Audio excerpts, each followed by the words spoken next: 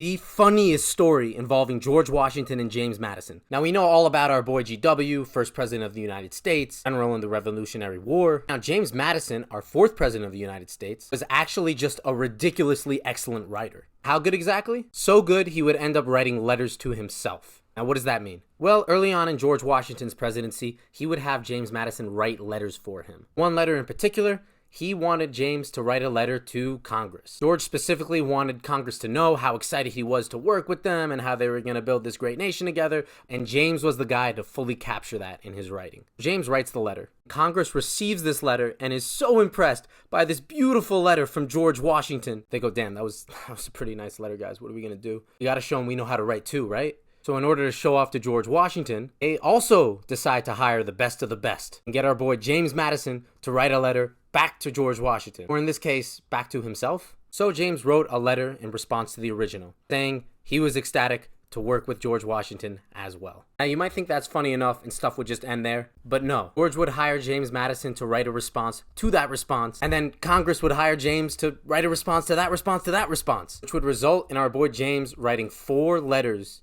to himself. I guess that's kind of like when you use GPT to write an email and that person on the receiving end uses GPT to respond to that email. So now we might have GPT, but back then they had James Madison. Legend.